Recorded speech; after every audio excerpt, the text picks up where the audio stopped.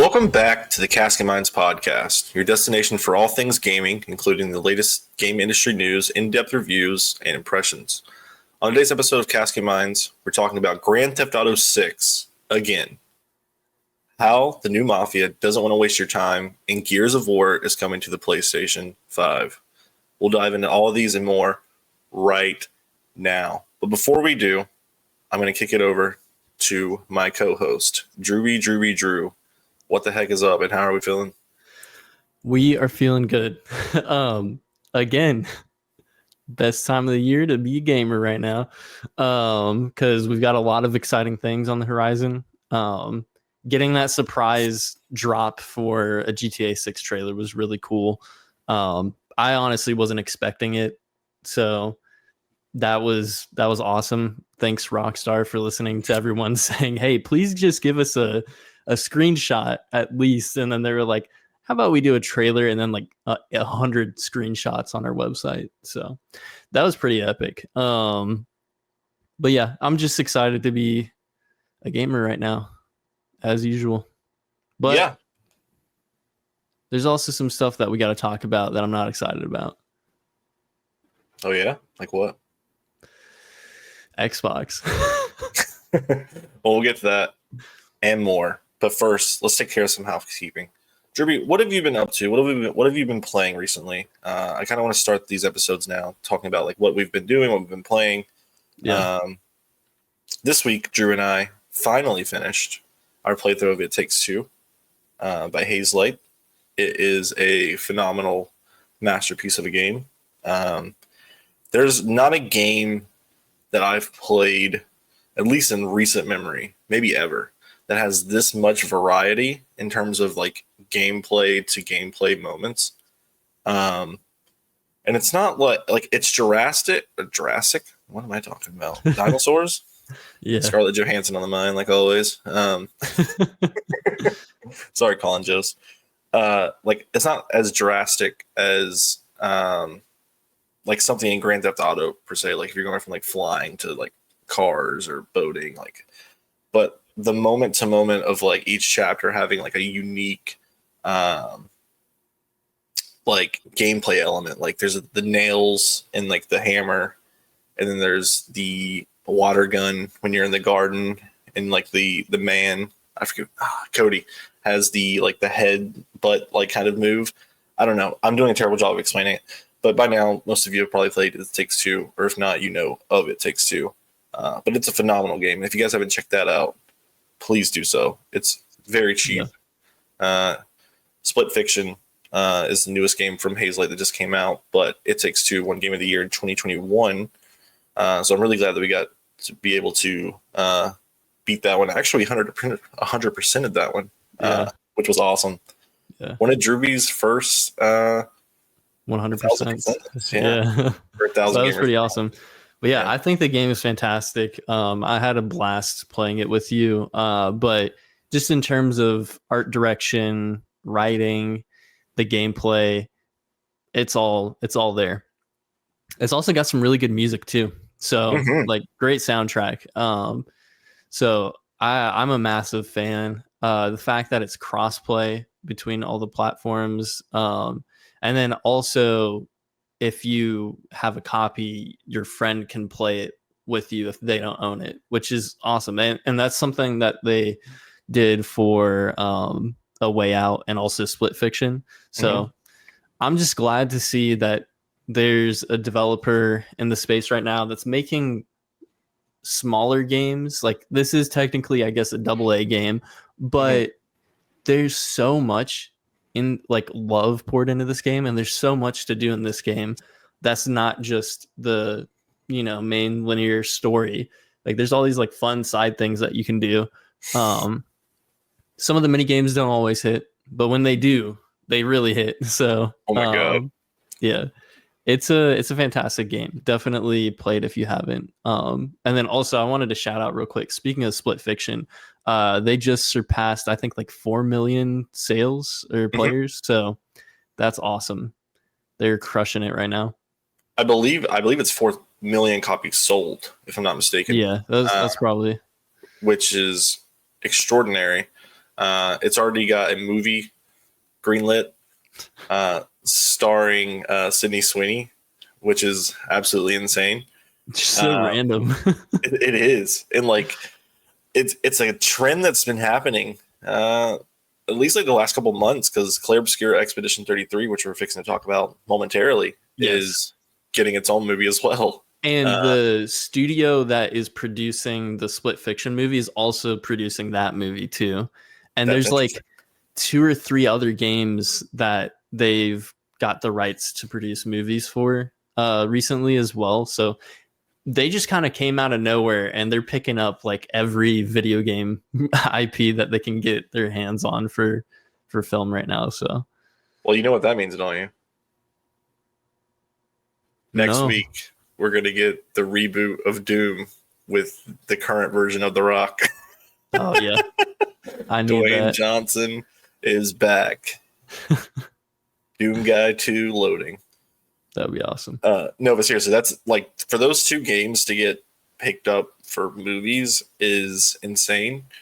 And they're both pretty cinematic, so I guess it does make sense. But I mean, these games literally just came out. And I don't want to, like, Expedition 33 kind of was out of nowhere, at least in terms of the mainstream like gaming audience that are like isn't locked into like every showcase, because it's been shown a few times now. We've been looking forward to it, but for most people, it was like this game came out, got a 92 on like OpenCritic and Metacritic, and now it's picked up for movie rights. Like, it happened like all in the blink of an eye.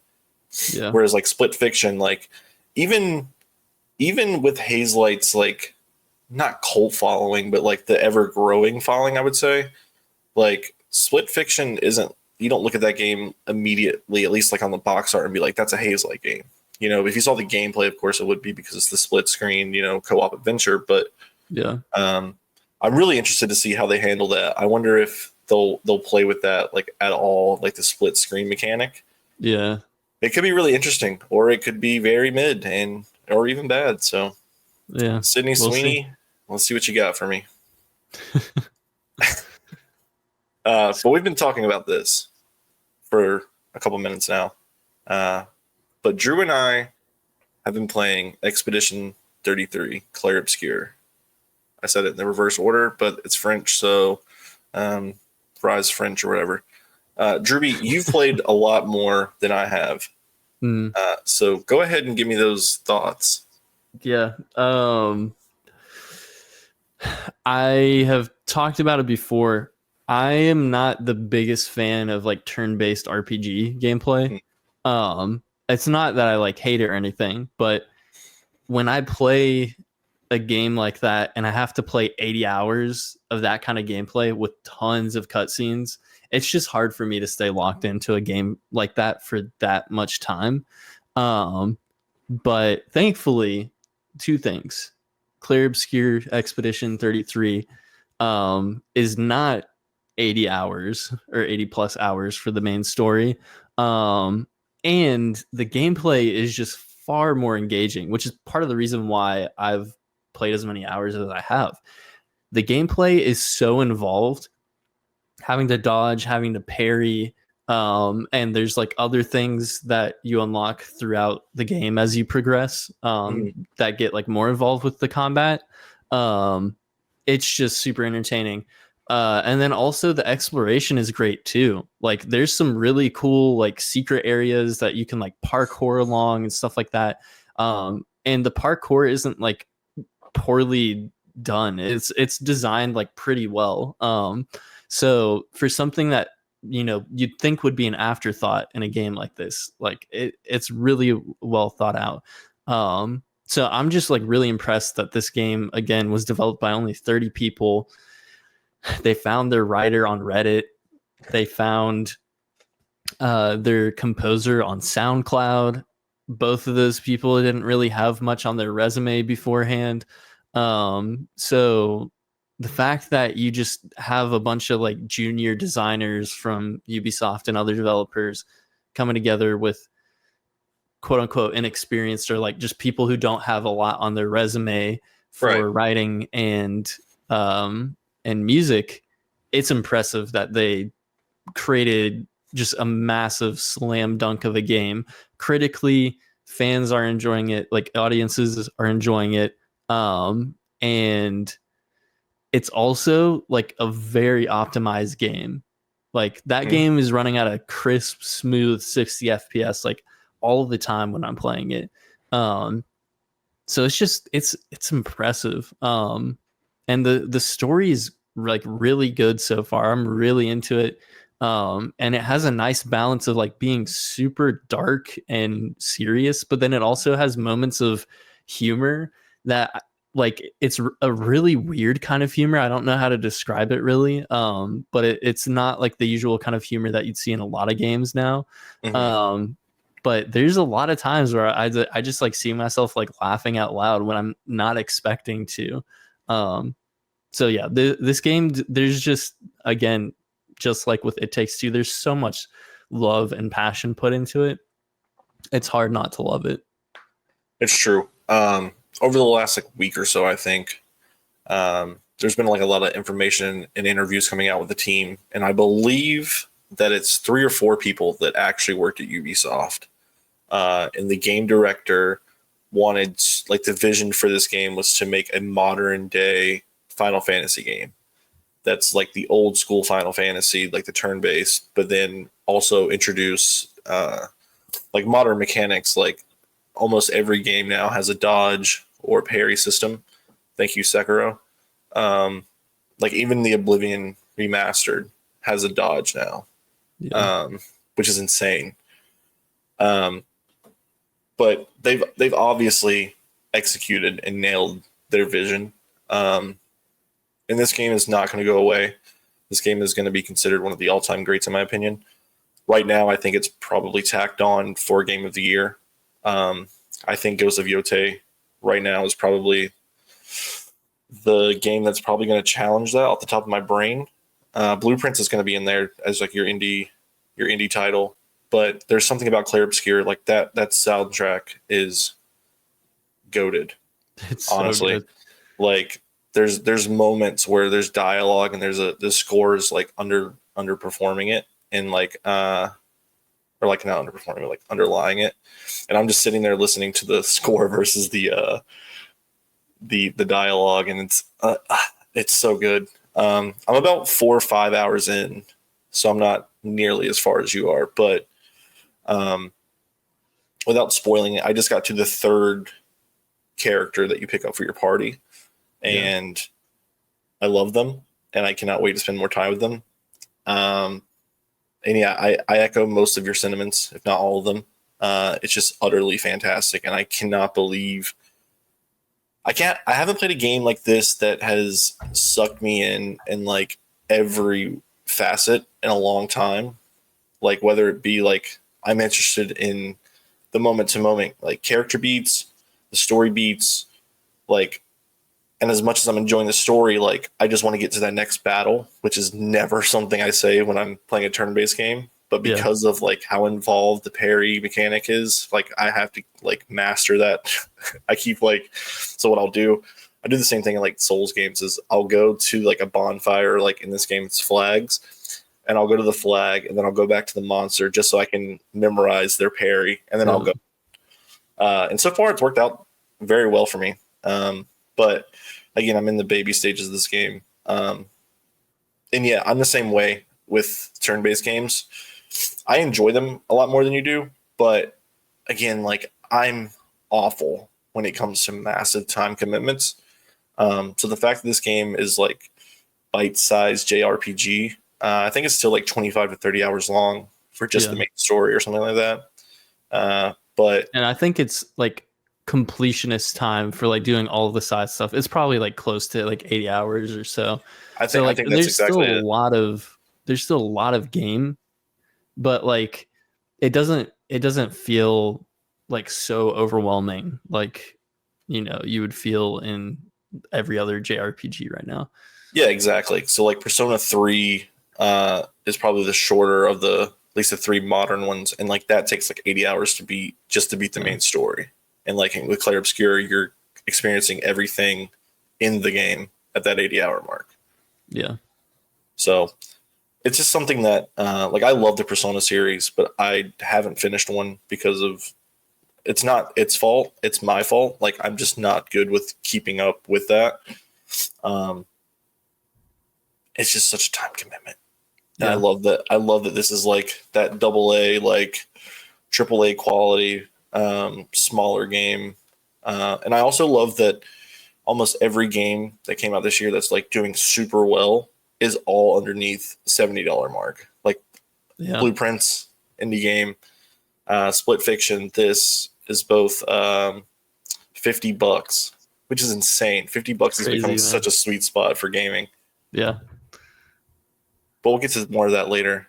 So those are our Clair Obscur Expedition 33 thoughts. We'll be giving more, and we'll probably be doing a review because Drew and I are probably going to see this one out because I think we're both pretty obsessed with it at the moment.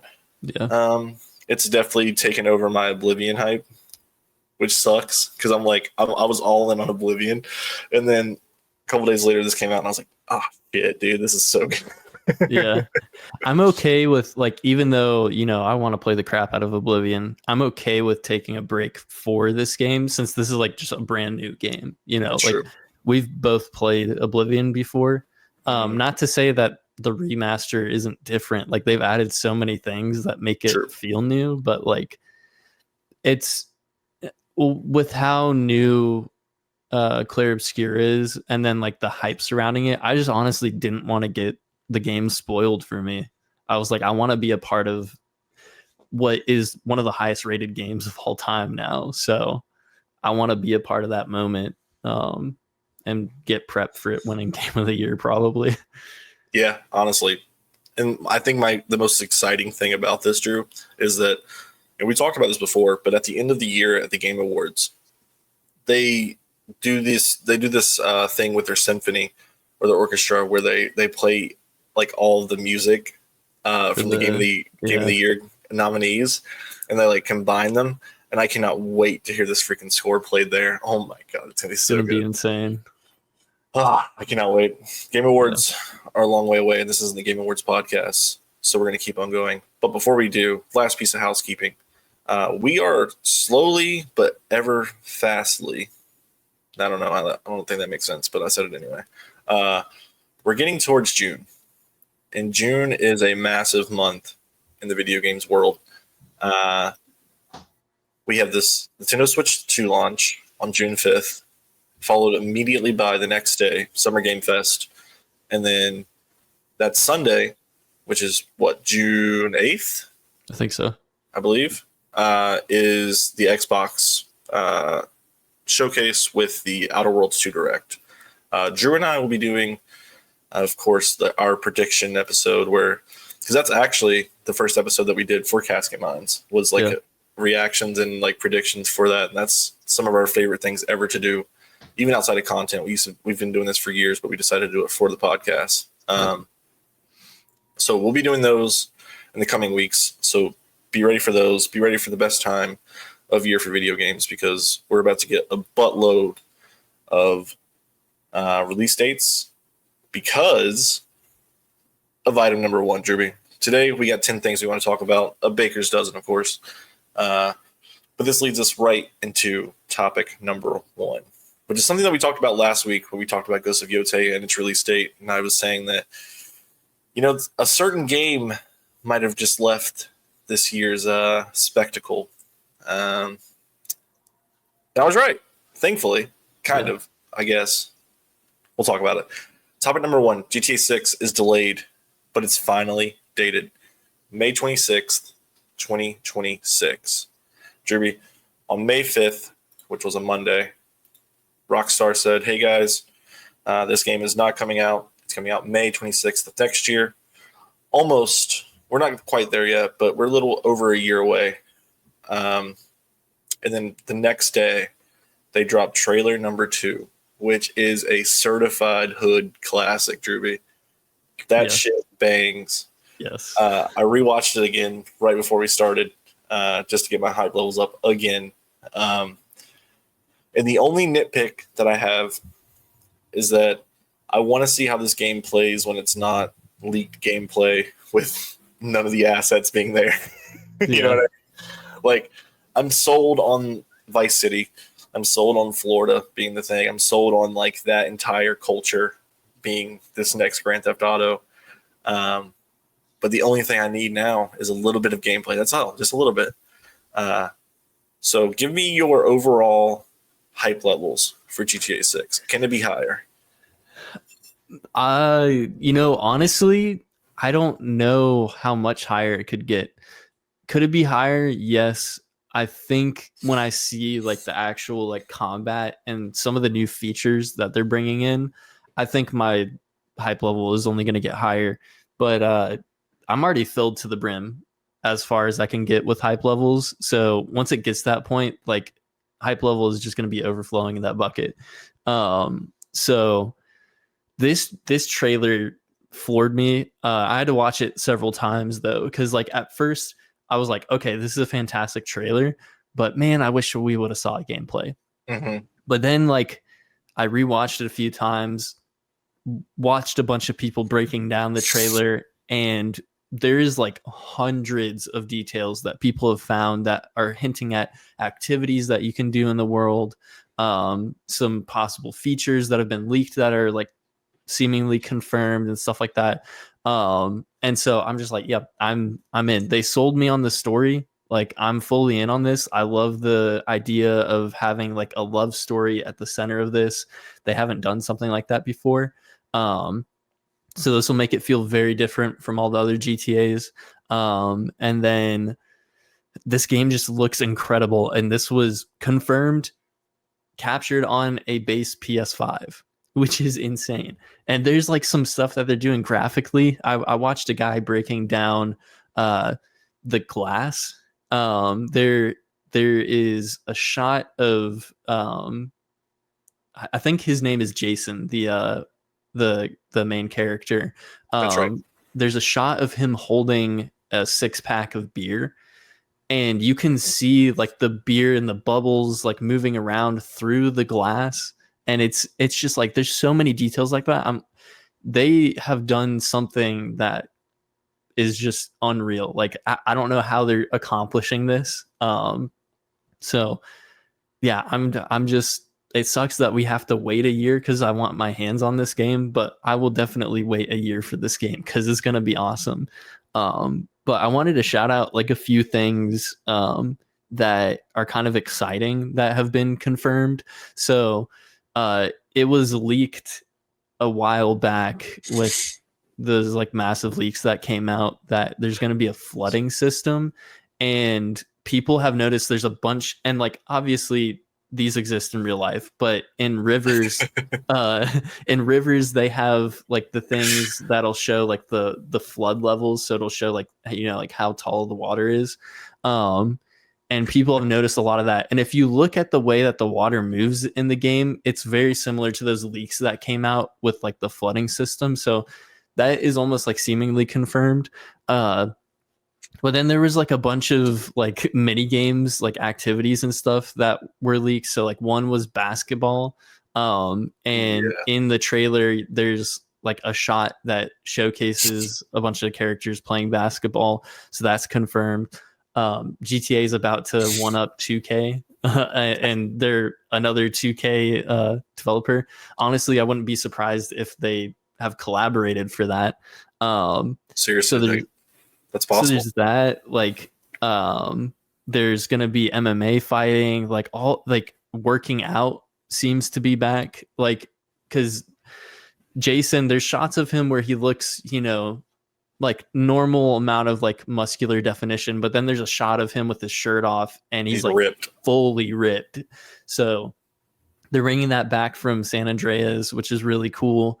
It just seems like it's a culmination of like all of the best things that we've had from all the GTAs, and then just a ton of new stuff. Like I already know there's just going to be so many things that we're going to be able to do and see and experience in this game that like we haven't in a game before. That's what Rockstar like always does. And just with the amount of money that they're investing in this, like you do not want to release anywhere in the time frame of May. Like you want to be months apart from this.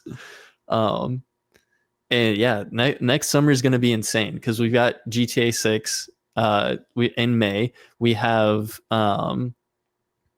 the next Avengers movie and the next Star Wars movie all in the same month. Like, and that's just May, and then you've got the World Cup in May, so or in the summer. So summer is just going to be a massive, like tons of money being made for all these big entertainment conglomerates. It's exciting. I love that you brought all those points up because I've seen a few of those, but I haven't like watched any of the deep dive videos that have like 89 things that you missed. And it's like, I can't wait to watch those, but then I'm going to be so bummed that I can't get this game for another year. Another thing that you didn't mention that I wanted to mention is that they also are implementing things that they learned from and used in Red Dead Redemption 2. So the hair length and the beard length were growing over the trailer as well. Yeah. There's a moment where he has longer hair and has a longer beard as well. Another cool thing I think about this is like obviously we've had the not a dual protagonist, but we had like the triple protagonists in GTA 5 with Trevor, Franklin, and Michael. But this one's a duo who are seemingly in love, like a Bonnie and Clyde kind of ordeal, which is really awesome. Which is also setting me up for like one of these characters are probably gonna not die, but like there's gonna be some betrayal involved. I feel like there's gonna be like some heartbreak. Like we can't have like a happy-go-lucky story. Everything's good. It's gonna be rough, I think. And that's like been like some of the most exciting thing for me is that like thinking about where this story is and can go is really exciting.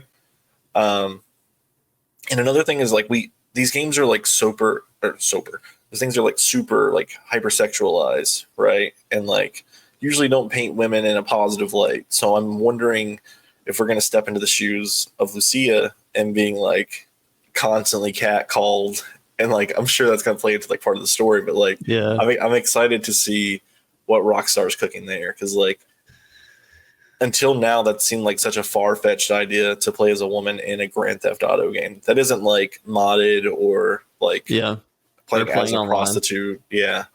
So it's like, oh yeah, good point, online.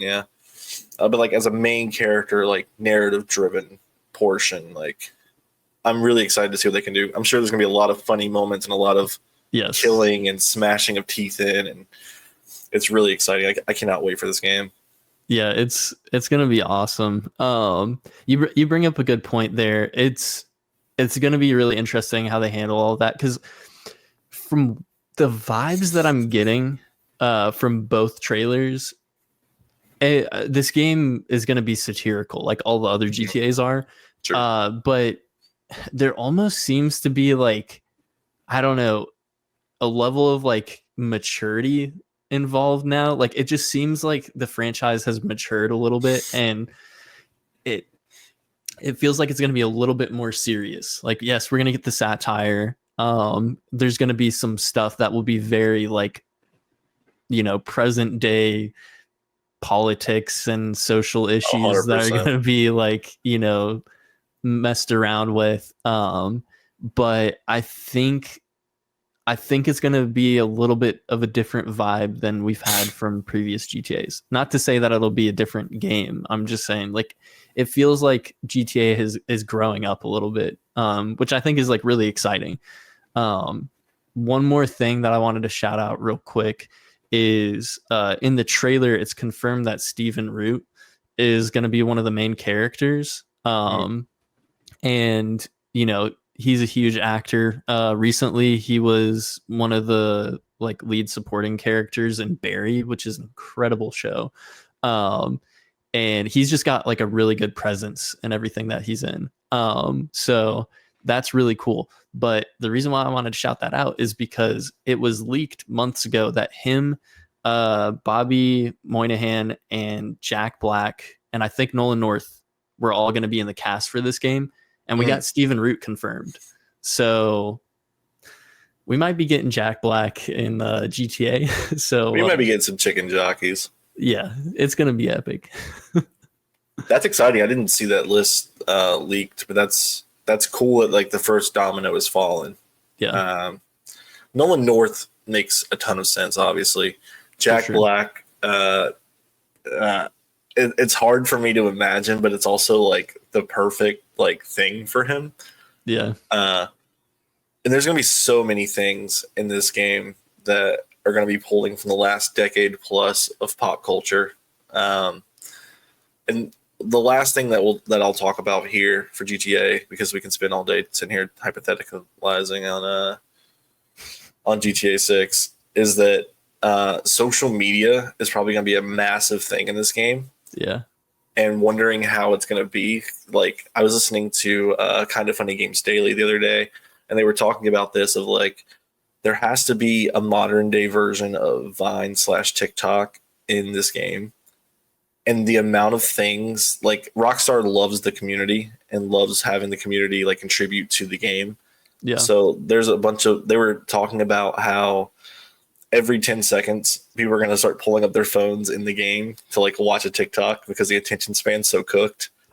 And then like you can have like, even though it's a single player game, like you'll take like a 10-second video of something happening in your game and then upload it to like a network.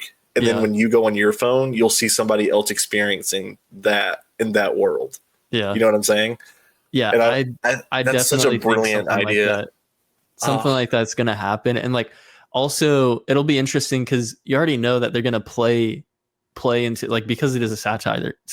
They're gonna play into like the fact that a lot of people do crazy, stupid, violent, horrible things on TikTok, on these like social media platforms to get clout and stuff like that. So I feel like that's going to play into the game heavily if they're going to have a system like that. They're just going to be like, hey, maybe don't do this. Just do it in GTA.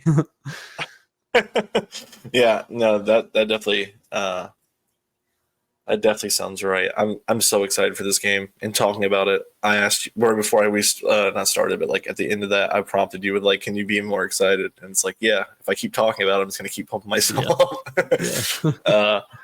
I'm expecting like a trailer more from this. I don't know if we'll see gameplay. At this point, they don't even need to give us another trailer. They have the release date. They could just be like, "Go buy it." It's just insane to me that we're about to witness this thing, like this pop culture like phenomenon that's about to occur, because like this game is going to sell 15 to 20 million units in the first few days, regardless of the price, whether it's $80, $100, $70. Like, this game is going to move units like we've never seen before. It's going to outsell your favorite franchises in the first week, like one iteration. But that's also what unlimited time and unlimited money and unlimited like creative freedom allows you to do. Because like it or not, Rockstar games are Rockstar games for a reason. It's the same thing with like Bethesda, of like they can do whatever they want, and you may not like it. Like if you might not like Starfield, you might not like Skyrim more as much as you like the other ones, but like they're gonna do what they want to do, and no one's gonna stop them. But moving on from Grand Theft Auto, Drewby, another massive blockbuster has been dated for a while now, but it is officially gone gold. Death Stranding 2 is releasing June 26th. A lot of game industry, not influencers, but like video game personalities is what I'll say, flew out to Tokyo to Kojima Productions and was able to play 30 plus hours of Death Stranding 2. The impressions are out now on everywhere. Skill Up has a video. VGC Andy Robinson has an amazing article that if you have been around video games for a while, if you're older and you used to read like the Game Informer magazines or the write-ups like right after an E3, when we didn't have like pure gameplay, this is an article that I think is mandatory. It's on VGC, videogameschronicles.com. It's amazing. I actually want to read something from this really quickly because I think it's really, it really highlights how Kojima both thinks about this game as a franchise, So Kojima says, in Metal Gear Solid 1, we put a lot of mechanics to teach people stealth. So in Metal Gear Solid 2, I knew that people would understand stealth more, so I made weapons more accessible. You could even aim at specific areas of the body in first person perspective. It was the same thing I was thinking for Death Stranding 2. Just like the transition from Metal Gear Solid to its sequel, Kojima believes that he can safely add more complexity to Death Stranding 2 now that players understand the core concept of his first game. Quote, originally, it was a delivery game that no one had seen before, so many people had felt frustrated with that, he said. But this time, people are now familiar with the idea of a delivery-focused game, so I wanted to create more freedom in Death Stranding 2 for those that want to battle and the like. You could use weapons. You can, but you don't have to. You can use vehicles and bikes, but you don't have to. But it's more accessible now in Death Stranding 2. It's a game of delivery, and I wanted to give more freedom when it comes to game mechanics, so that was my intention. This seems like the answer to most people's complaints and wish lists for Death Stranding, whereas Death Stranding 1, killing and just killing, I guess, is frowned upon. There's an in-game lore reason why you don't kill. I won't give that away just for the people that haven't played it yet, because Drewby and I are both currently playing through this game, and it's great, but it seems like all of my critiques are being addressed here, which is exciting. But yeah, so there's a reason that you don't kill in Death Stranding 1, and that seems to be kind of thrown out the window in this one. There's a lot of content about this game out right now.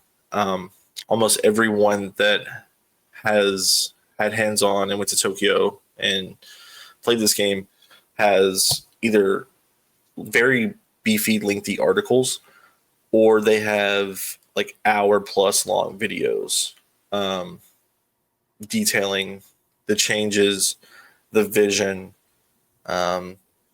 everything that Kojima wants you to know is out there right now, and everything that he doesn't want you to know is not out there.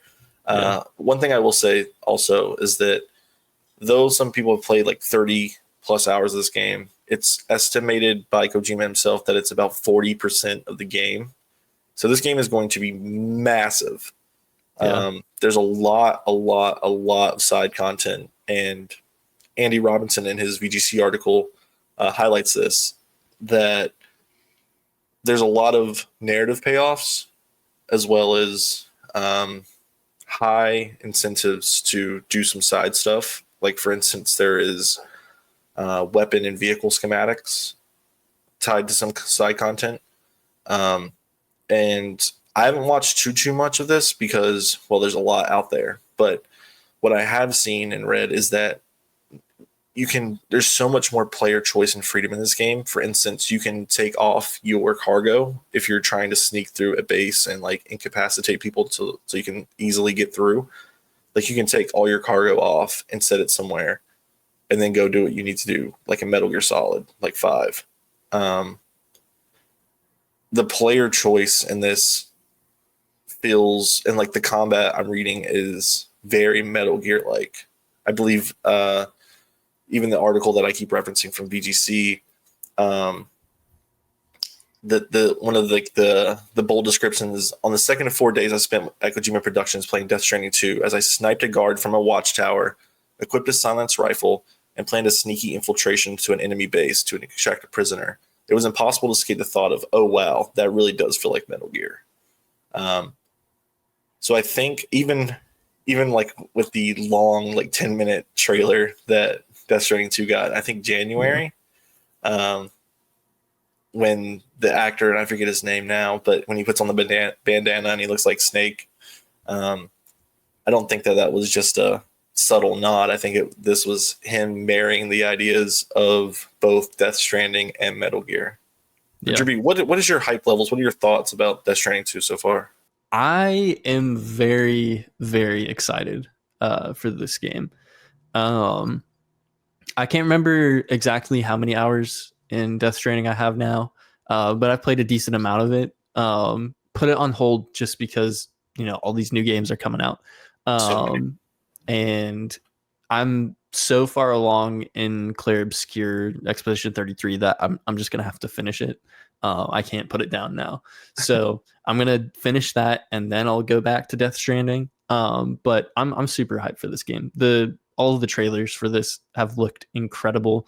Some of the best like visuals out there, not just from a graphical perspective, but also um, just from like art direction. Like there's just so many things in there that I haven't seen in a game before, because Kojima really be out here doing stuff like that. So that's really exciting. But everything that I've played of the first Death Stranding, I really love. I love the whole idea of it being a delivery game. I think it's exciting that we're getting more combat though, because the combat is one of the weaker parts of the first game. And so I'm looking forward to all these like huge changes that they're making. Also, another thing that I know you and Jimmy Jam have complained about it. I don't think I ever really like shared my thoughts. But like the menu system in the first game, there's just so much information on the screen, and sometimes it's like hard to navigate through stuff or understand like, okay, this thing does this when you place it here and there. And that's one of the things that they really listened to for Death Stranding 2. And they streamlined all of the menus just to be more accessible, just to be easier to use, more enjoyable to use. So improving the UX perspective is massive, because I think that was one of the biggest complaints that people had for the first game.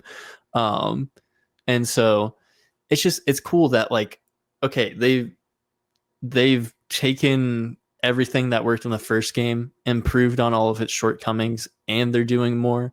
I love when developers just go out of their way to do that. But I also think like just the idea of this game sounds really cool. Like going from Mexico to Australia, having like completely new settings. I was watching Skillup's video and he was talking about that he was one of two Australians that were invited to the event. And he said one of the designers, he he apologized. He was one of the level designers. He apologized to Skillup and he's like, "I'm so sorry, but we put a snowy ice cap mountain in the middle of Australia, which in the middle of Australia, there's just nothing but desert." And so he apologized to him for that, but he was just like, we weren't trying to make this off of like, we weren't trying to base it off of real life, because that's what they did with Death Stranding 1. You're playing in Iceland, basically. It's just very volcanic and stuff. But in this game, there's going to be deserts, there's going to be jungles, there's going to be like all these different things. Some stuff that may feel like Australia, but then there's a freaking ice mountain in the middle of the map. Which I think that's cool. Like they're like, yeah, we're not trying to make it real life, we're just trying to do our own thing. And if you don't like that, then sorry. So I like that they're sticking to their guns with that. And I think it'll make it for an interesting like experience as far as traversal goes. They also introduced a day and night cycle, and there's going to be like new weather systems. So it just seems like they're making this like where the first game was definitely like a sandbox game, but like it had limitations. This one seems like there's no limitations, and it feels like an evolution of what Kojima did with Metal Gear Solid 5. Like it feels like this is his next iteration of letting the player just have as much freedom as possible. I was laughing earlier. If you're a video listener, you'll see it. But when Drew was saying that the flooding system and how it was real life in Grand Theft Auto, I was laughing also because there was a both that it's flooding in real life. That's funny, but in this game, rivers and like water bodies will expand when the time fall, like the rain starts. So like if you start off in a river, and the rain comes, the timefall rain comes, it can both become deeper and wider, much like real life, of course. And so like you can literally like lose all of your stuff, die, whatever. There's also earthquakes in the game that which if you know anything about this game and the balance of your cargo and whatnot, even while driving, like earthquakes will screw you up.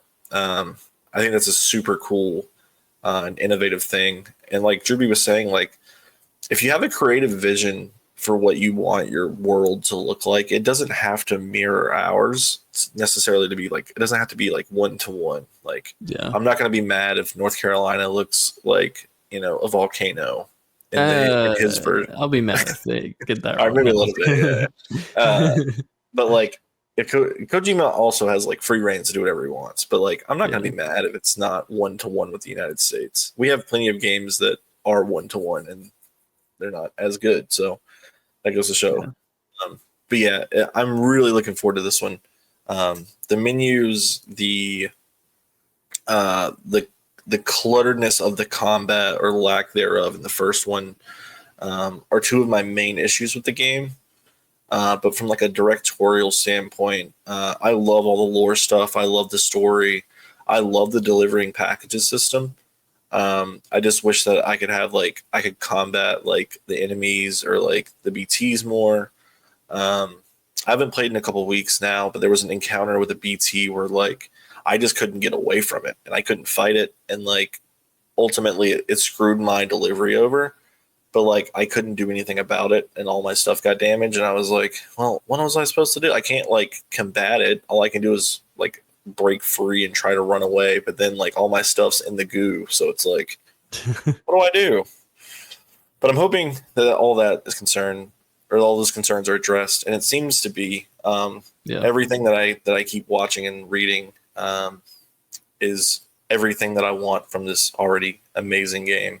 And yeah, I'm really looking forward to this. There's a lot of content, like I've been saying, out there. So if you're interested in Death Stranding 2, some highlights are like the VGC article we keep doing. Kind of Funny did like a sit down interview with a couple other of the people that were invited. Blessing Adeoye Jr. from Kind of Funny was invited. He played 30 plus hours. He sat down with Dan Reichert and one other person that I'm blanking on their name, but it's like an hour plus conversation. There's a lot of gameplay snippets. IGN, of course, all your big outlets have their own coverages as well. If you're interested in that, please go check that out, because a lot of people spend a lot of time over there, not only just playing the game, but like going out of their way to play this game. So Yeah, and one final thing that I want to say for Death Stranding 2, everyone who's played it have nothing but glowing things to say about it. Yep. They're all comparing it as a leap from Metal Gear Solid 1 to Metal Gear Solid 2. And this is going to be another game that's going to be in contention for Game of the Year. 100%. Like maybe it will actually take it because Kojima tags, but true. Yeah, I don't know. We also have Elden Ring Night Rain, and we know how we love giving FromSoft their delays. So that's true. Listen, people that are not like fans of us or just listening to this are going to be like, they're shitting on FromSoft. And it's like, no, it's an inside joke, guys. We promise. Yeah. We love From Software, but changing a category that's from a DLC to an actual Game of the Year candidate is, we'll get into that more when we get to the Game Awards and at the end of the year. Yeah. But transitioning from something further away with these two games to something that's out almost immediately, actually. Doom the Dark Ages reviews are out now, and they are also glowing, Drewby. So as of right now, on OpenCritic, which is our preferred review site, 86. Very good. Same thing that Doom 2016 got, 3 points shy of Eternal, but Eternal has some kind of tax now that everyone and their mom loves it. But it's interesting because I remember when those reviews came out 5 years ago. That's actually insane, because this game came out right before lockdown in 2020, the same day that Crossing New Horizons came out. And if you were gaming back then, the memes were very good of Isabel and Doom guy hanging out. Anyways, I guess I won't get too much into the Eternal agenda that I have, but Doom: The Dark Ages looks incredible. The stand and fight, like the bullet hell parry system that we've been talking about all podcasts, is present in this game as well. It's actually a core mechanic in this game. You are not jumping vertically; you are moving horizontally, pretty much. Basically, like old Doom. Back to its roots. Stand and fight. You get a shield. You get a mace in this game. There's no chainsaw. Actually, I was watching a review earlier, and they replaced the chainsaw with a whole new melee system, which is really cool. And I'm okay with that, considering this is a prequel. But I love the medieval setting. I love that you're gonna have like Titan battles. I love the dragon stuff, and although I've read and seen that it's like undercooked, I still think that it's a great decision to have that in a game like Doom. It's a very inspired choice, and I really love it. I'm really excited for this one. This gives me like hella Returnal vibes, so I'm all in for like the bullet hell, slaying demons, rip and tear. What's your excitement levels? This is out in a week.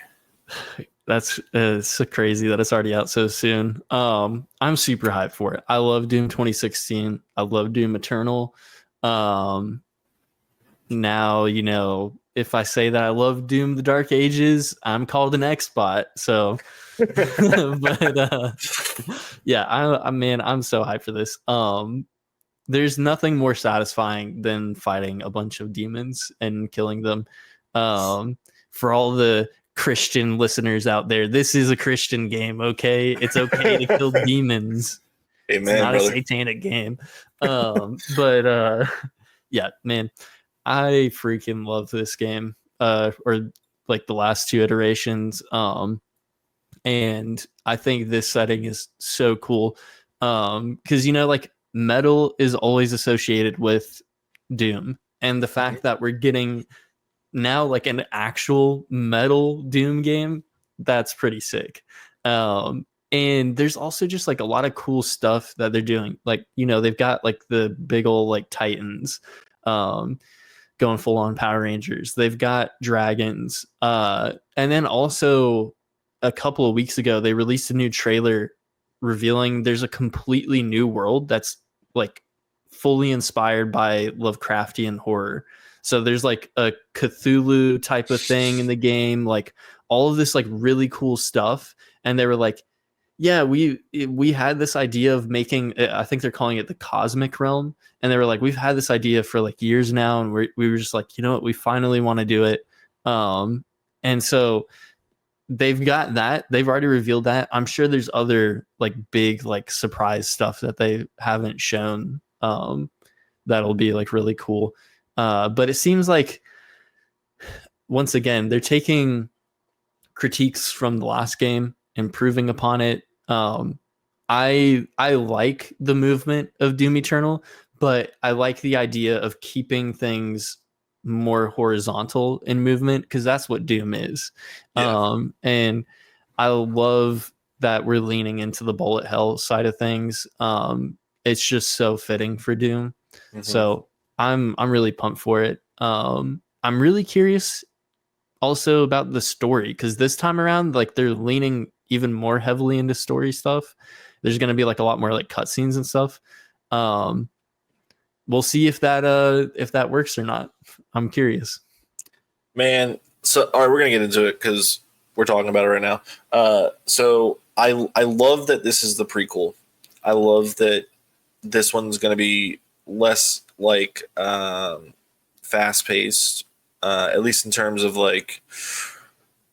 All right, stick with me. So my thought process is this is technically the first game chronologically, right? So going from this to 2016 to Eternal, it's going to feel more natural when you play them eventually. But obviously, going from Eternal release wise to this is going to feel it's going to feel weird. I watched IGN's review, which they have a lengthy review. I think it's like 18 and a half minutes. But after like the review itself is probably like, I don't know, 10 to 13 minutes. And then afterwards they had like an interview like with someone that played like the reviewer and then someone that worked at IGN. It was like asking them questions about it, which I thought was pretty unique. But regardless, and there was a comment of like going from Eternal to this felt weird because in Eternal there is like you have to finish certain types of enemies with certain types of weapons. That's not in this game. You can technically use the same weapon all the way through. The shield itself is like an entire like game changing thing. You can actually there's an enemy, like one of the, like the larger enemies, maybe not larger, maybe medium sized. You can throw the shield into them and it'll stop them in their tracks, and the shield will keep rotating and keep them there so you can shoot them. But if you shoot the shield, it'll reflect off of the shield, like around the enemies, like and hit other enemies, which is awesome because apparently in this game, like the AI like swarm you like 360 all the way around. So like you're constantly having to dodge, parry. Like they want you to feel that. So what I wanted to talk about there was just that I love that this one is changing it from Eternal because I didn't love Eternal as much as most folks seem to. My complaints with Eternal is that my biggest concern is the way that 2016 told its story. I thought was such a cool and unique thing for Doom specifically, and in Eternal, it's almost like an afterthought.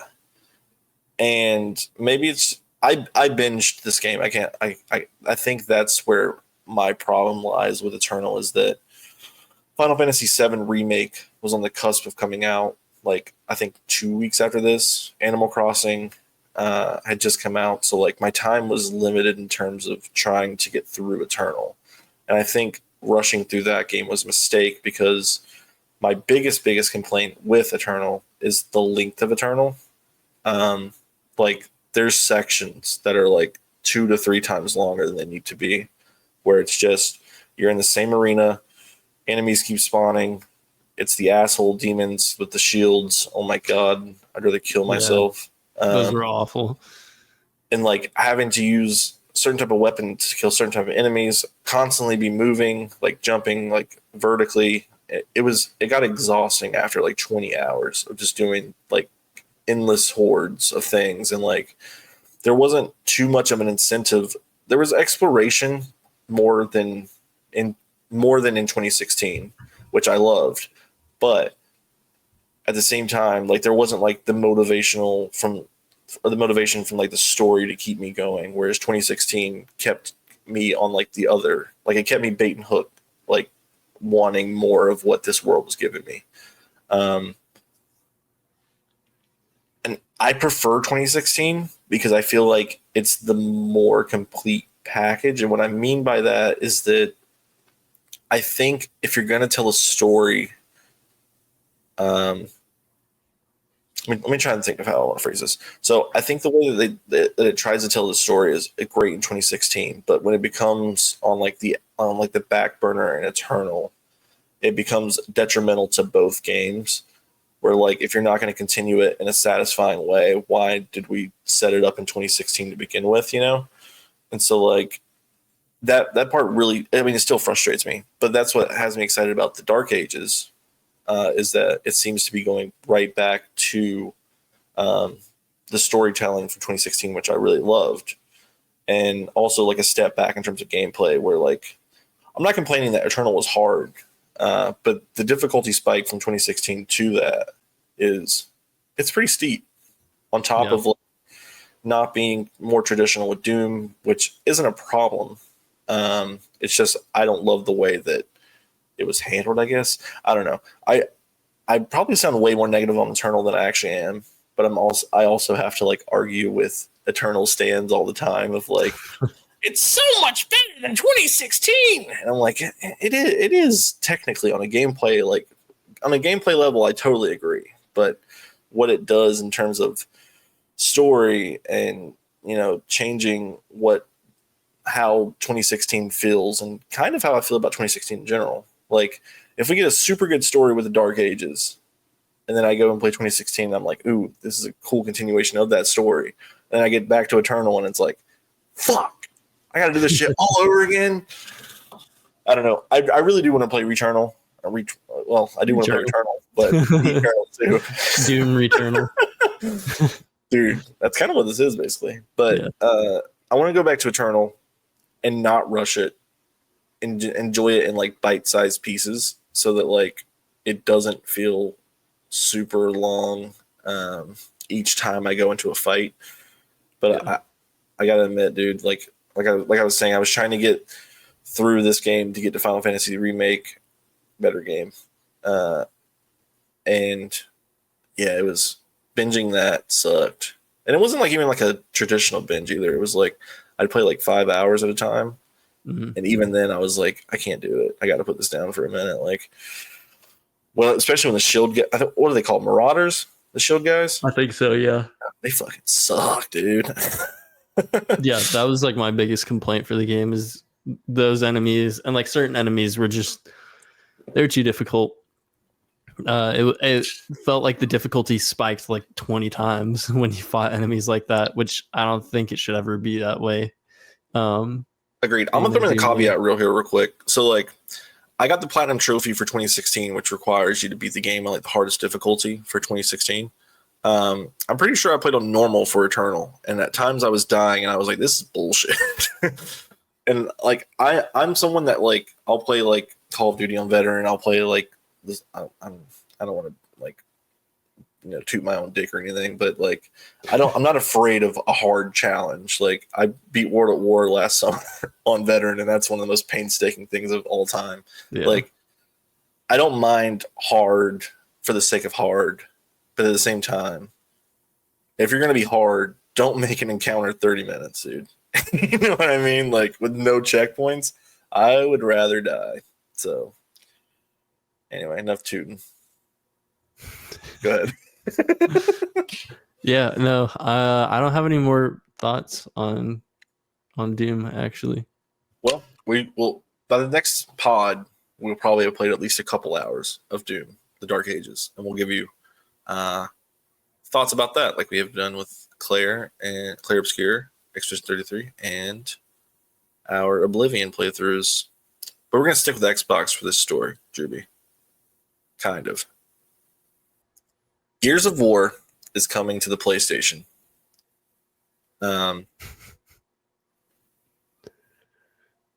So Juby and I are in our later 20s, where we went through the console wars on opposite sides of the spectrum. And I think for both of us, neither one of us are necessarily excited about this. I feel like some things in life need to remain sacred, even if they can't be, right? So like Forza, Indiana Jones, Doom, all these games come to PlayStation, and it's like, yeah, Sea of Thieves is of course a 2. These come to PlayStation, and I'm like, I understand, right? Yeah. And then, but for some reason, in my mind, Gears of War and Halo are 2 things that should remain Xbox things. And I've almost already decided that the next time I play Gears of War, it's going to be on a PlayStation. And I hate that, right? Because, like, it's exciting for people, like, that swear off Xbox and never play Xbox and, like, haven't experienced this first Gears of War. Because this is about to be the definitive way to play Gears of Wars with this new release, Gears of War Reloaded. Yeah. Especially on the PS5 Pro. I didn't even think about that. Jeez. Dude, see, that's the problem, is that you can't have your staple franchise play better on like your competition's hardware. Yeah. I don't know. I know that I'm personally in the minority for like, I don't need every game to be everywhere. But I say that from a privileged position of owning every console, like modern wise and back. I own a very good PC. And I said there was enough tooting, but I'm going to toot a little bit more, I guess. Like I have the PS5 Pro. Like I care about like these things. Like I don't want 2027, 2028 roll around and be like, I don't need to buy the new Xbox. Because in my like if I can play Halo on my PlayStation, I don't need an Xbox. Like I can do that on PC already, but like I enjoy the couch experience. I enjoy coming home, like grabbing some Doritos and Mountain Dew and playing some Halo, you know what I mean? But like if I can do that on a PlayStation and it plays better on a PlayStation, what's the point of having an Xbox at this point? Like Game Pass is awesome, but I can have that on my PC. And it might even come to PlayStation. There's some rumors that the ultimate goal for Xbox is to get Game Pass on PlayStation, and then that literally eliminates the need for Xbox. So, what the hell is going on over at Xbox, Drew? Dude, as a resident Xbox, I actually get paid by Xbox to Must be to nice. toot Phil Spencer. But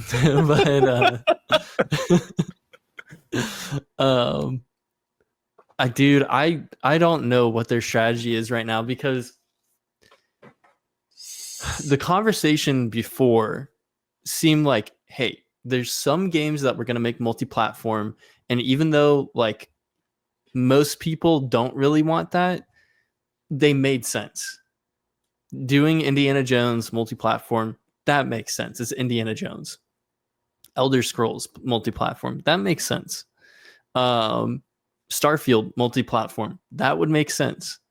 Forza, I get it, but at the same time, I think that that has been like a system seller. Like people love Forza, so it's like, why are you doing that? But that one, I'm like, okay, I'll give them a pass. But like taking Halo and Gears of War, which are Xbox, those are the two Xbox franchises out of all of them.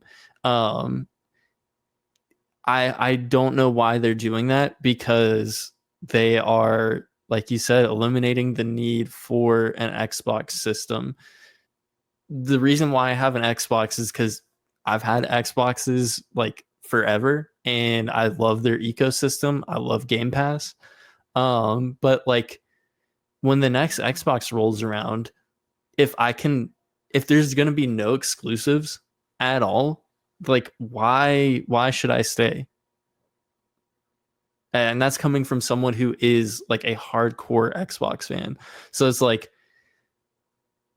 are they just going to be doing this with the old Gears of War and Halo games? Maybe, but like also that wouldn't make much sense. Like, why would you do that, but then not let people continue to play those franchises that you've introduced them to now? So I don't know what their strategy is. I get that like they're kind of in a space right now where, because they're so far behind in console sales, they needed to change their strategy. Um and like honestly, like part of me is okay with Game Pass going to PlayStation, but like if they would have, it would have been more interesting if they did that without bringing exclusive Xbox games over. I don't know. I just think that, it sucks that Xbox is in such a strong position right now. They had, you know, Oblivion remastered. They put Expedition 33 on Game Pass. They've got Outer Worlds 2 coming out this year. They had Indiana Jones, which everybody loves. They've had these massive hits, and for them not to double down on like being like, hey, you can only play this at Xbox or on PC, that sucks, dude. Because Indiana Jones, even though like it makes sense for it to go multi-platform, they could have had that as a console seller 100%, because that game did super well. It was received critically very, very well, and players loved it, and it sold really well too. So it's like, I don't know. I don't know what they're trying to do. I don't even think they know what they're doing. Yeah, that's kind of my problem, and I think that they've been memed on for the last few years now of like they're going to be the next Sega, and every minute that passes, they become closer to a third-party developer than they become, or like a third-party publisher than they do, um, the hardware mainstay of like the trifecta of Nintendo, PlayStation, Xbox. Um, it's going to be interesting to see what their console looks like next time around, and how, like, if they're truly going to make a powerful console. Because at this rate, Drew, I'm going to be honest, I don't think the way that they're pushing PC, I don't think that they're going to make a super strong console. And what I mean by that is that I think that it might be minusculely more powerful than the PlayStation 5 Pro. Um, Whereas PlayStation is going to like probably deliver a super strong performance and then coupe it with a Spider-Man 3, Santa Monica new IP, Naughty Dog new IP, the Intergalactic. Like, these are games that you're only going to be able to play on PlayStation 5 when it comes out. And 6 months to a year later, you can play it on PC. But if you want to play the new game, you have to have a PlayStation. Like, I don't even like the idea of like 6 months later you can play Spider-Man on a PC, because the old brain, the old head in me, like, I like console exclusivity. Like, I like brands having their own identity. And if Xbox's identity is that they're becoming an EA or a Ubisoft, granted a massive version of those, I don't like that. I don't like that they went out and bought Activision Blizzard. Could have made Call of Duty an Xbox only thing, which I know alienates a lot of folks, but like, they would have boosted console sales like crazy if they did that. And they have, like, the thing is like, they're contradicting themselves. And like, if you want Call of Duty, you can play it on a Series S, which is $200, well, $300, right? So well, it's like, not for much longer. Yeah, we're gonna get that in a second. But it's just baffling that, like, Phil Spencer, when Redfall came out, kind of rolled over and was like, the console wars are dead. That's fine. Like, you're in such a terrible position at that time. But like, you've been making such big money plays. You spent almost $70 million on the Activision Blizzard acquirement. You bought the fucking Bethesda.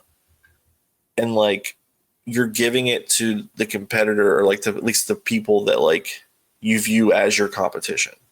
And like, I think at this point it's true that they don't view Nintendo or PlayStation as their competition, but like, then they did. Why not at least try being like, hey, like, we have Indiana Jones, which is our Uncharted. You can only play it on an Xbox. If you want, like, 2 years from now, they could have done this, which we speculated on Casket Minds a long time ago. But like, Call of Duty is only playable on either a PC or an Xbox. You have to be in our ecosystem. Forza, the best racing game arguably out there, if you want to argue Gran Turismo, whatever, but one of the best, only there. But now it's like, the next Halo is going to come out on PlayStation. The next Gears is going to come out on PlayStation. Like, there's already chatter of like, they're putting out Gears of War Reloaded now so that PlayStation can be acquainted with this franchise, so that when E-Day comes out next year, you can buy the prequel and immediately play both. And then the rumored Gears of War collection with like 2 and 3, which are supposedly going to be remastered, is going to come to PlayStation 2. And I guess it's important to note, as of this recording, Halo is not confirmed to come to PlayStation. But it's been rumored heavily. But the only 2 franchises of Xboxes that haven't come to PlayStation yet are Halo and Fable.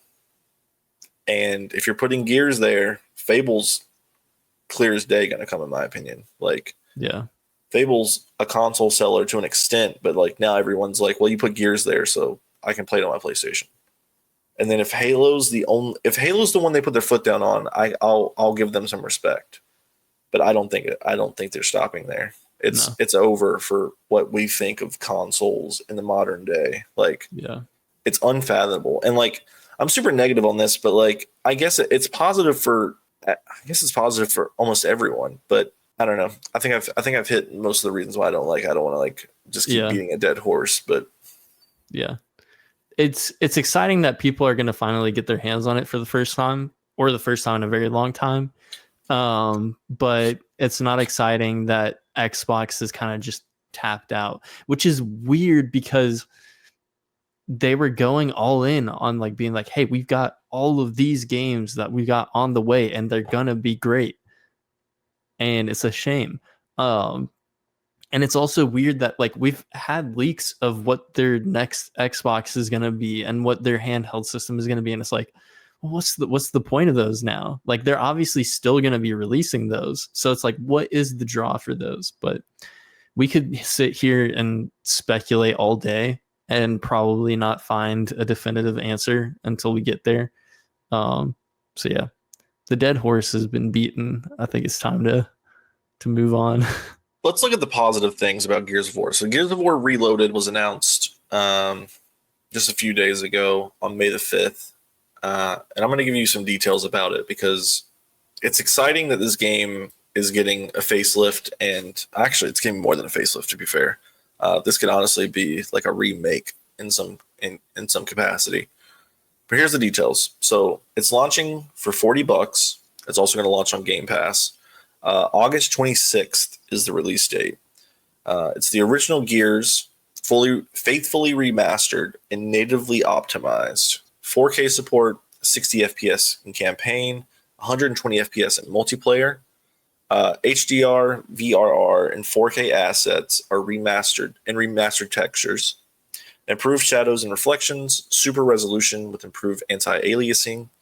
No loading screens during the campaign, which is awesome. Drewby and I actually played through Gears 1 and 2 and Judgment last year, and part of 3. But yeah, Gears of War Ultimate Edition that came out on Xbox One was a facelift, but this one's gonna be the definitive way to play, because like there was parts where like Drewby and I were playing and like we would have to exit out and go to the menu and be re-invited because the game was playing at 30 FPS instead of the 60 that it was supposed to be on. It's so weird. Yeah. But here's something that's really important. All multiplayer maps and modes are included, crossplay and cross progression across all platforms, and owners of the Gears of War Ultimate Edition receive a free upgrade to Gears of War Reloaded. Those 3 things are massive. Yeah. Crossplay and cross progression is something that I want to see across the board. Like, yeah, as someone who owns all the things, I said enough tooting, but I'm tooting again. Wearing this thing out over here, Drewby. It's terrible. The fact that I can, if I do get this for if I get Gears for PS5, I can pick it up on my PC, on my Xbox, and everything's right there. That's awesome. That's something that I want to see everywhere, which is probably hypocritical to me not wanting everything everywhere. But you know what I mean? Like, if I want to be able to, like, even the basic thing of, like, if I got Spider-Man 2 for the PC or The Last of Us 2 for PC on Steam, I would love to be able to transfer my file from my PlayStation account to my Steam account, which there's some games you can do, but not Sony first party because they're old. But, like, I want to see that kind of stuff. I don't want to see Gears of War on a PlayStation. Yeah. Yep. We don't want to see it, but sadly it's here and there's no going back. Speaking of things that are here and are never coming back, Drew. Xbox, god damn it. Xbox is raising the prices. Their first party titles to $80. This is following Nintendo's weird price variability of some games are 80, some games are 70, some games are 60. Mario Kart's 80, Donkey Kong 70, Metroid Prime's probably going to be 70. It's just weird.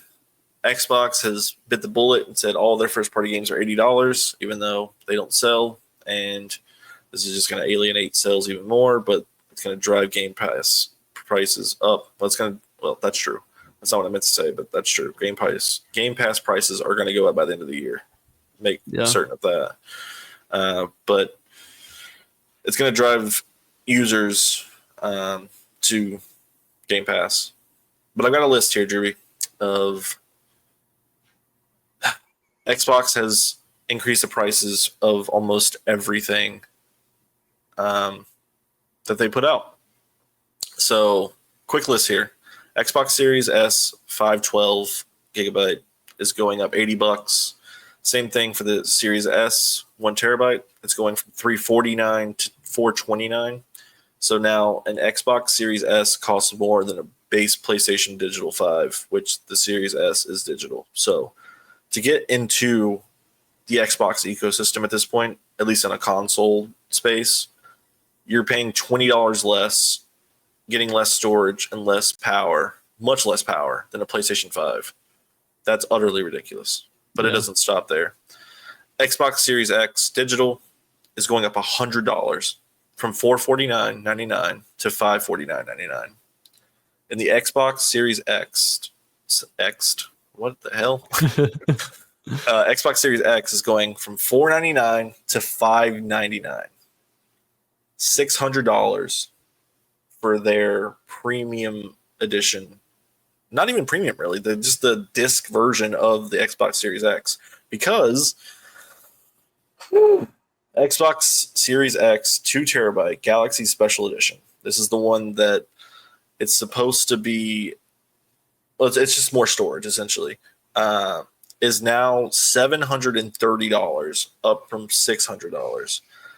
The Xbox Series X 2 terabyte edition, which is the same storage as a PS5 Pro, costs more than a PS5 Pro while being a very good percentage below it performance-wise. To get an Xbox Series X with 2 terabytes of storage is $730. And this is what I mean when I say that Xbox have no idea what they're doing. Yeah. You can play Xbox on your cell phone. You can play it on a handheld soon. You can play it on PC. But in order to get into their actual hardware systems, it's $400 all the way up to $730. And I understand that there's a huge range there, but the range is, if you're buying a Series S in 2025, buy a Nintendo Switch 2. Yeah. Because all of their games are going to go there. I mean, it's only a matter of time before the Master Chief Collection hits Nintendo. You know what I mean? Yeah. Like, at a certain point, Xbox is getting out of the hardware business, whether they like it or whether they don't. Because, like, no one's going to buy this. They already weren't selling at the price points, and now, and I understand this is all due to tariffs, and I should put the asterisk there. This is due to Orange Man's tariffs. Like, Orange Man bad, Orange Man bad, Orange Man bad, Orange Man bad. Yes, put the clown react on his face again. Yeah. Like, that's what this is about. And to Drewby's point earlier, which I use as a segue, is like, there's no going back from this. Unless they want to be good guy Xbox and be like, oh, we're going to lower the prices now so that we're good. Like, I don't think that these are going to be reversible. Just like I don't think that $80 video games are going to be reversible. Because we're going to be buying games at $80 for the games that we want. And, like, we're about to be in for a rude awakening in terms of the games industry of, like, if you put your game at $80 and it's not selling before, like, see Assassin's Creed, see, like, Battlefield, see, like, all these franchises that are starting to underperform, Dragon Age, we're about to see a renaissance of video games. And we're kind of seeing it now with, like, Blueprints and, like, Clair Obscur, of, like, these smaller budget games, these smaller made studios. But it's like, you only certain things can get away with being $80. Only certain companies can get away with selling $700 consoles. Like, PlayStation knows what the Pro is. They've made a certain amount of SKUs. I go into almost everywhere around me, and there's PS5 Pros on the shelf. They're not going to make that mistake again. They're not going to make another Pro version if it's going to be this high. You know what I mean? Because they're not selling. At least not. If there's more inventory on the shelf than there is in homes, that's a problem. PlayStation is not as stupid as we think they are. But yeah, so that's not the only thing that's getting priced up. The controllers seemingly are staying the same, except for the limited edition. So like your game exclusive or inclusive controllers, they're going up $10. The Elite Series controllers are going up $10 for like the Series 2, which is like the core one, I guess. Like the weird looking ones that don't come with like the shell or whatever, or like the hard case. And then $20 for the Elite Wireless one, the full on like buttons case. So almost everything hardware wise for Xbox is going up significantly at a time where our wallets are already being grabbed by everyone else. Xbox is seemingly cannibalizing itself. Yeah. For what? I don't know. Local resident Xbox, you got any ideas? No clue. This is the weirdest strategy that they could do. I honestly, like, I have nothing to say other than this is like a terrible idea. And, you know, honestly, really poor taste after Nintendo was like, hey, tariffs suck. And, you know, we're raising the prices of our accessories, but we're not going to raise the price of our console. So I don't know. Yeah. I don't know what they're trying to do, but it's bad. You actually just hit something really important right there, is that Nintendo, because a lot of people are blaming Nintendo for the Xbox price hike, but it was Xbox ready to jump at the bit at that already, it seems. Because that's not something you can decide on in a couple of days and be like, yep, that's it. Yep, push it out. Yeah. Like, this has been stewing for a while. There's also been like remnants of like there's rumors of GTA going to cost $100. That's been on the internet for a couple of years now. Yeah. Ever since the $70 price hike from $60, of like GTA is going to be $100, and it's like, yeah, because GTA can get away with that. No other game can get away with a $100 price tag. Sorry, but even that, it's probably going to come out at $80. Yeah, I don't think it's going to be $100. I don't think so either, unless like it includes like GTA Online Day One or some shit like that. They know that they can get away with charging with. But I think the thing that you just said that's really important is that Nintendo did raise the prices on their accessories for tariff reasons by $10 each, but the console didn't. And we're seeing, and to be fair, they've said that by the end of the year it could be raised again because of just economics and shit. Yeah. But like, this isn't the economic podcast. This is the Casket Minds podcast. All right, people. But releasing a brand new console without raising the price, but you're charging $100+ more, or at least $80 for the entry level, $80+ for 5-year-old tech that's already out, that a lot of people, well, they don't own it, but like, we don't see hardware hardly ever raise in value over time, right? It usually depreciates. Unless like scalpers come in, like, of course there's like trends and all that kind of stuff. But like, you drive a car off a lot and it's immediately depreciated. You drive a console out of the GameStop, it's immediately depreciated. If you go in and try to get your money back, you're going to lose at least $50, right? Yeah. If not more. And it's like, my Xbox Series X is now worth $100 more than it was 5 years ago. That's insane. Yeah. But I won't. You know what? Enough negative news about Xbox. Let's go to good guy EA. Yeah, they're good guy EA now, which is crazy. We live in a world and we live in a society where EA has no interest in raising their prices to $80. You know what I have to say to EA? Give them a clap on the back again. Give them a clap on the back, EA. You guys are doing great work over there. You know what? We've never said anything bad about you guys. Yeah, we've only talked about giving you claps on the back. All right, so we're going to pull this from IGN. It says, publisher developer EA has confirmed it has no plans to raise the price of its games, even as the likes of Microsoft and Nintendo jump to $80.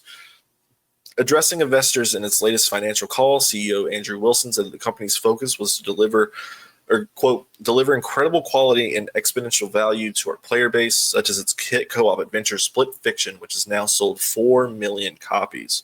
Can't wait to play that game with Drewby. Yes. It goes on and, quote, in terms of pricing power, our business is very different today than it was 10 years ago. Wilson explained, in a world where everything we did 10 years ago was about selling shiny discs and plastic boxes to retail shelves, well, That's part of our business. It's significantly smaller than part of our business, and we now have pricing representing everything from free to play everything from free to play all the way to deluxe editions and beyond. Quote, at the end of the day, whether we're doing something that costs $1 or we're doing something that costs $10 or we're doing something that costs $100, our objective is always to deliver incredible quality and exponential value to our player base, said Wilson. And what we've discovered over the course of time is when we marry quality and value together, our business is strong, resilient, and continues to grow. That is a very positive welcoming to the gaming industry in May of 2025. Holy shit. And they're actually really spot on with this, because we're seeing split fiction as Hazelight grows. We're seeing a game come out of nowhere for a lot of folks. Because, I will say split fiction did get pretty good marketing. I saw it a couple times during like football season. But 4 million copies for that game is extraordinary. Selling that game for $50 is the reason that it's moving as many copies as it did. Because we can't kid ourselves. Like, the reason it's selling is because it's $50. If this game was $70, we'd probably see like 2.5 million. You know what I mean? Like, a cheaper alternative for co-op gaming will always be welcomed. Yeah. Especially, again, in our financial world. But yeah, this is really good for our industry. It's really good that EA is somehow championing this. And it's also positive that, like, Nintendo doing it was very dumb.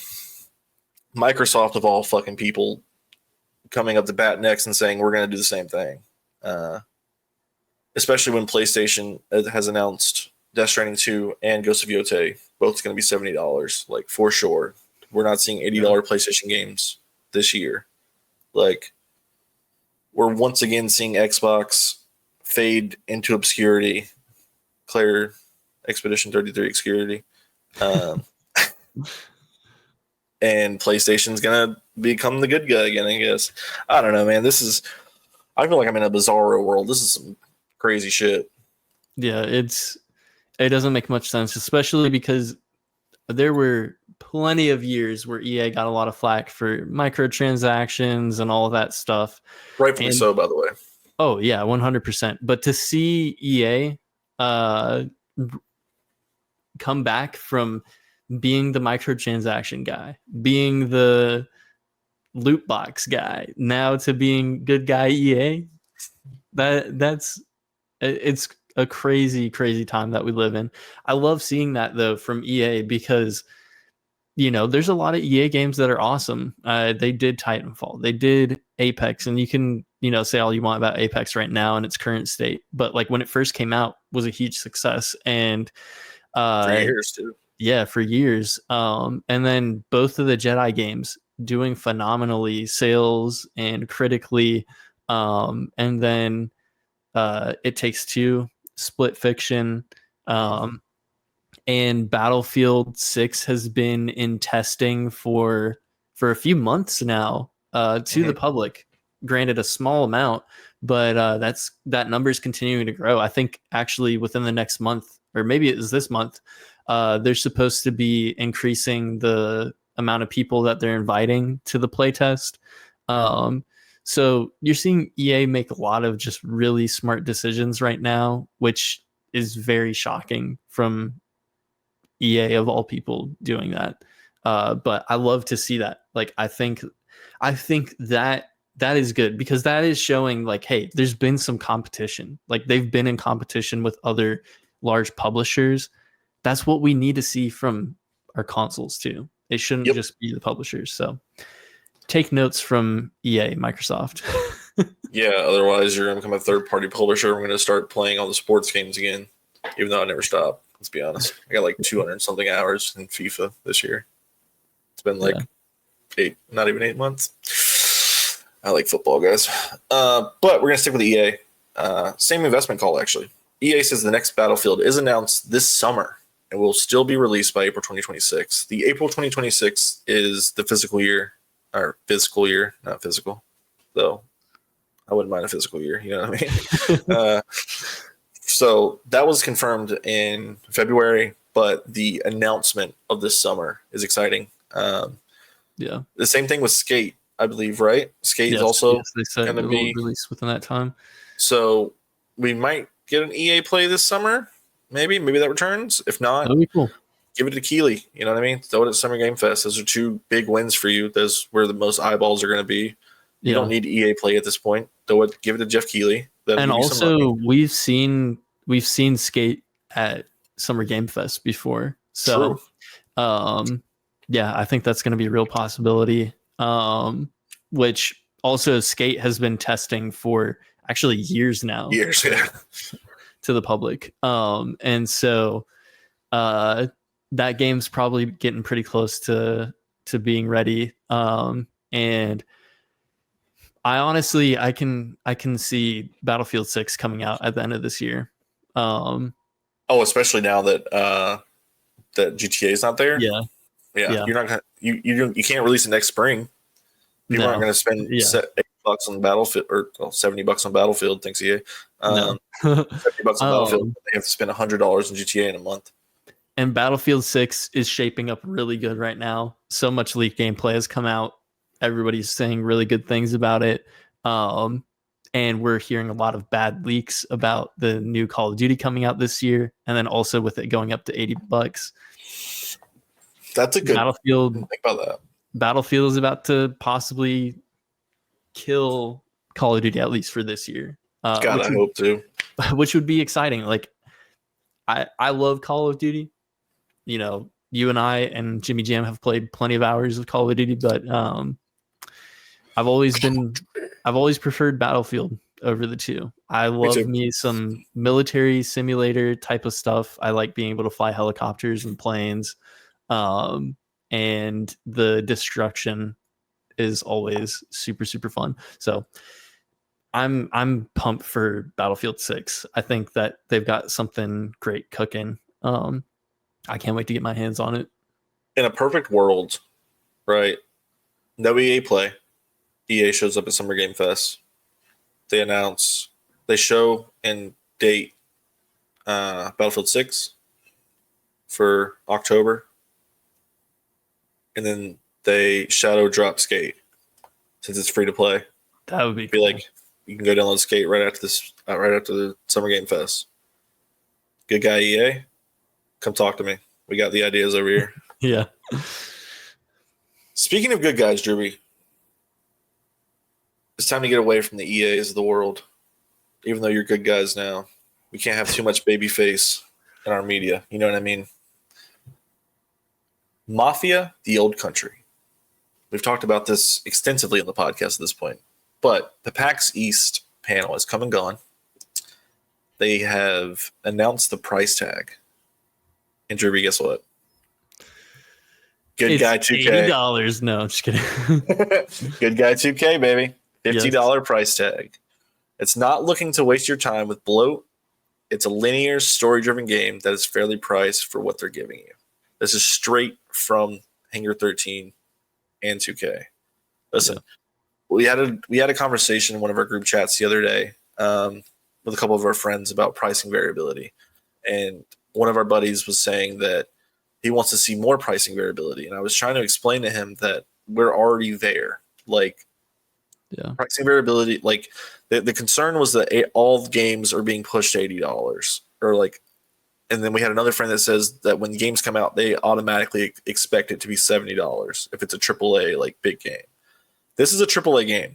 Mafia is a AAA franchise series that is now being priced at $50 because of everything that's come before it. And there's been a trend of recent years of games launching under the base standard, whatever line you want to call it, $70, $60 titles, and they found success.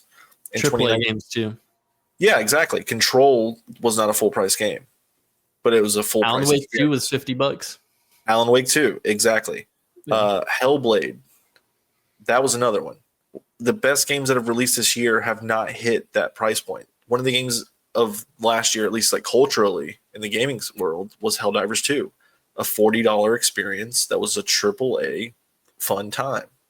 Yeah. Like, this has been a trend that's been happening over the last few years where like we no longer can or should expect these games to come out at a certain price. Right? So like if Mafia came out at $80, it would almost kill itself. Yeah. Coming out at $50, especially with like probably like the EA, or not the EA, but like sometimes like PlayStation or Xbox will do like a discount if you pre-order it as well. Like if this comes out at $45 for the pre-order, there's going to be so many people buying those games, especially with like the Mafia lineage. Like, I don't know. I think pricing this at $50, them setting the expectations like this isn't an open world, this is going back to the old school like boots on the ground Mafia, both literally and figuratively because it's a prequel. And like they're not looking to waste your time, I think is such a good marketing scheme in 2025 of like, we have these games that come out and it's, the Ubisoft bloat is what it's been called because of Assassin's Creed and Far Cry's and, Ghost Recon's. And like, we're past the point of needing a game to like have like $1 to hour ratio, which was a huge thing a few years ago with Gamergate.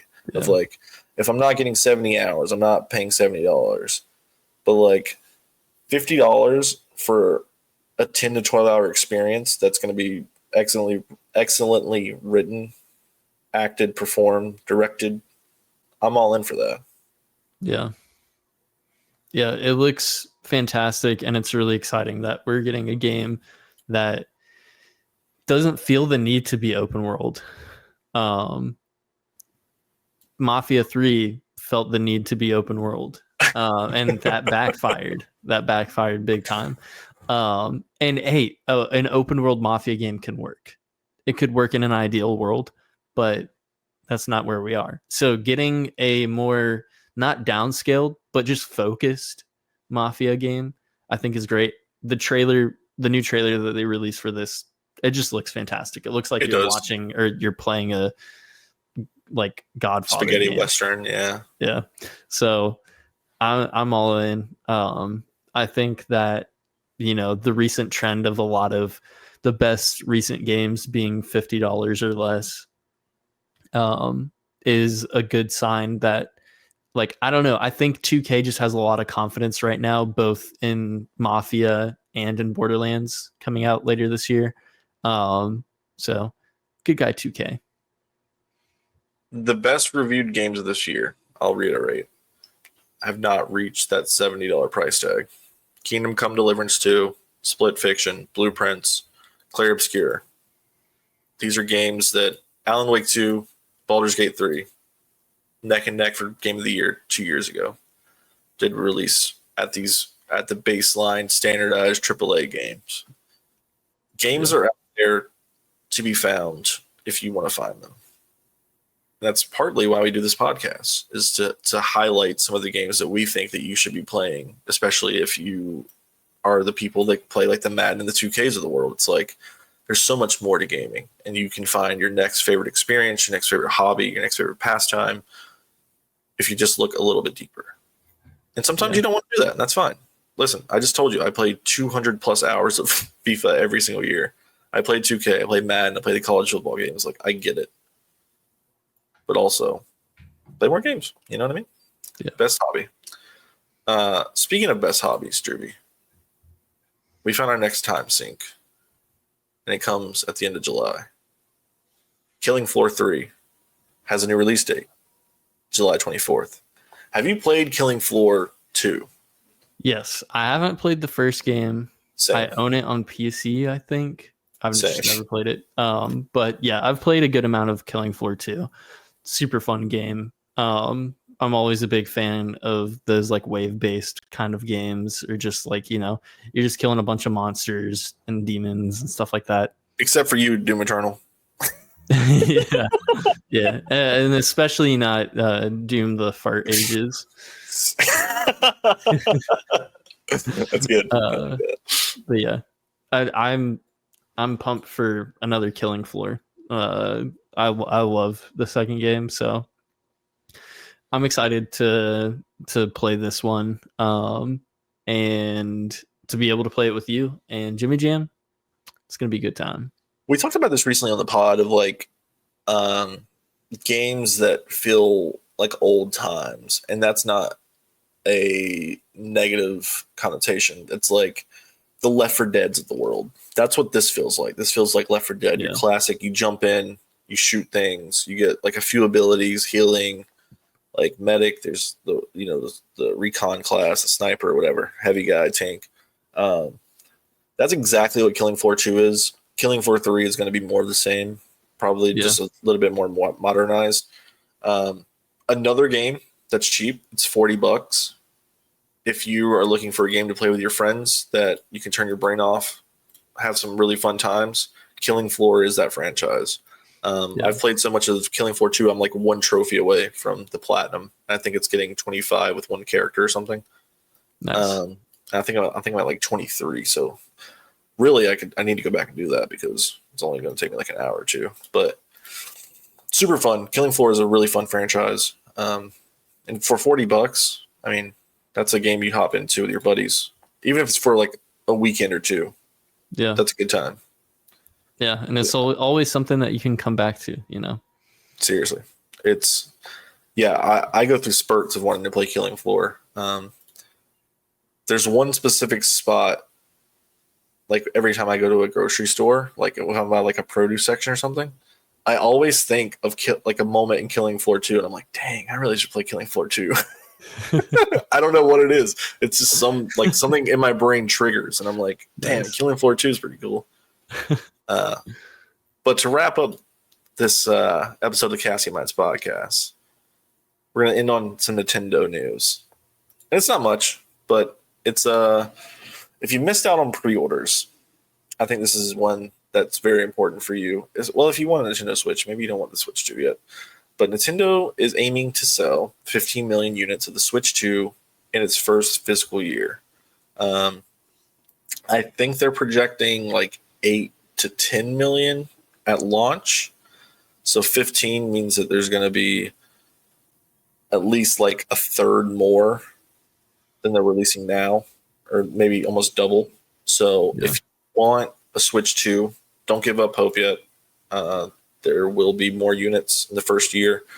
In worst case scenario, you just can't get one. Most games you can play on your Switch 2, on your original Switch anyway. So if you don't have the funds, if the tariffs are too much, I get it. But if you are looking to get one, miss out on a pre-order. I know there's a lot of people that tried the midnight launch and unfortunately didn't get in there. But don't give up hope because there's more coming. Nintendo's not making the same mistake that they made the first time around with the Nintendo Switch. So true. It's exciting that there's going to be more opportunities for people to get a Switch this year. Agreed. But until then, Drewby, as always, thank you guys for watching and listening to the Casket Minds podcast. You can find us on YouTube, Spotify, Apple Podcasts, and Twitch now. The link tree will be in our description. If you want to follow us personally, I'm at Marikarth on everything. And Drewby? At Drewbaka with 3 A's. Oh, yeah. So until next time, share, like, subscribe, someone that you think would enjoy the channel. Be kind to one another. Fuck a tariff, and have a good day.